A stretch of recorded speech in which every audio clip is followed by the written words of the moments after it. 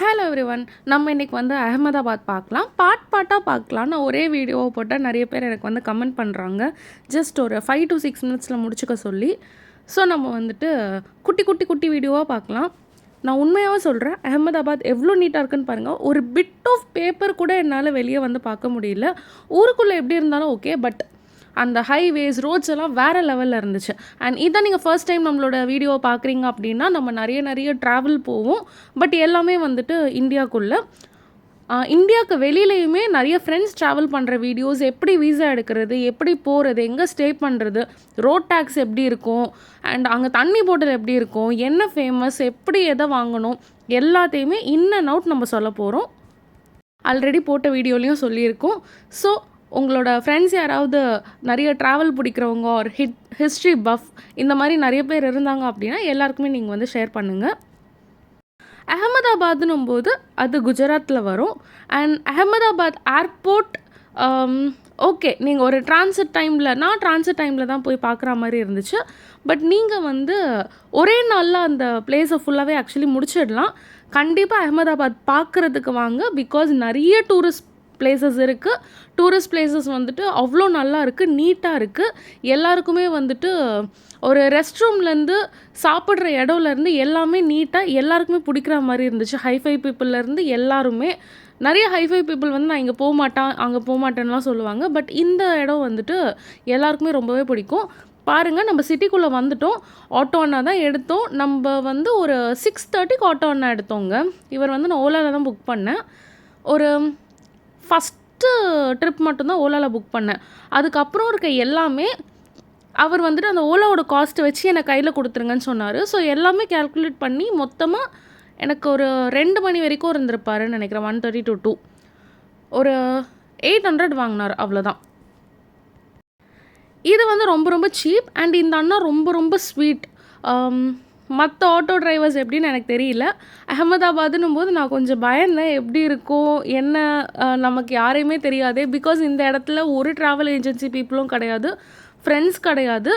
அங்கே ஏதாவது நடந்துச்சுன்னா போலீஸை தான் ஸ்ட்ரெயிட்டாக காண்டாக்ட் பண்ணோம், யாருமே கிடையாது.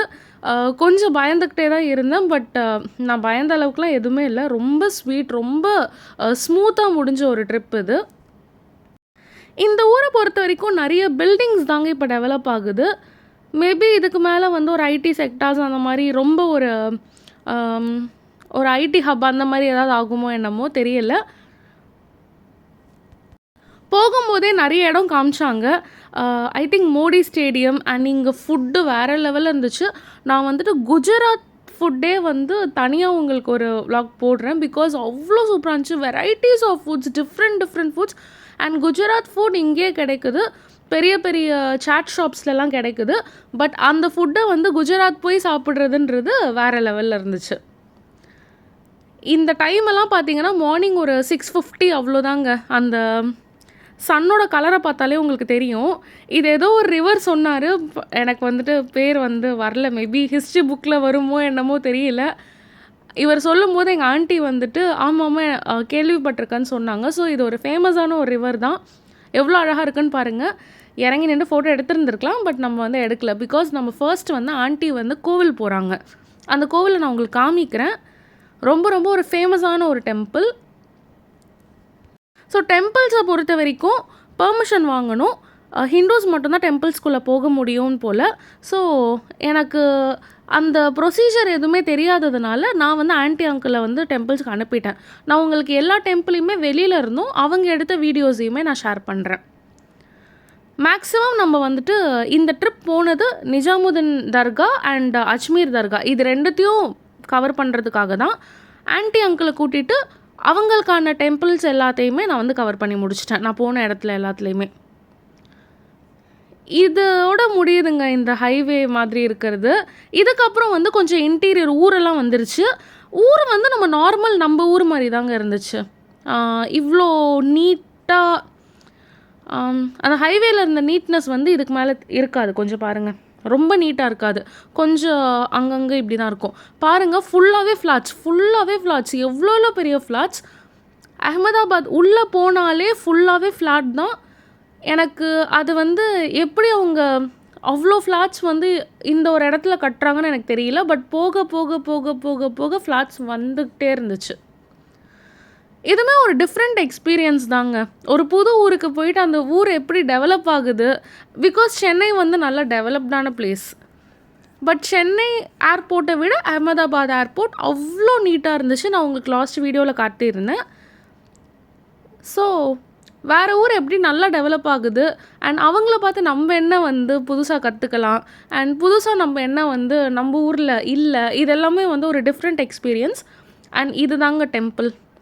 இந்த ஊரில் நாய் வந்து ஆட்டோவை கூட துரத்துது, பயமாக இருந்துச்சு. இந்த டெம்பிள் வந்து ரொம்ப ரொம்ப ஃபேமஸ்.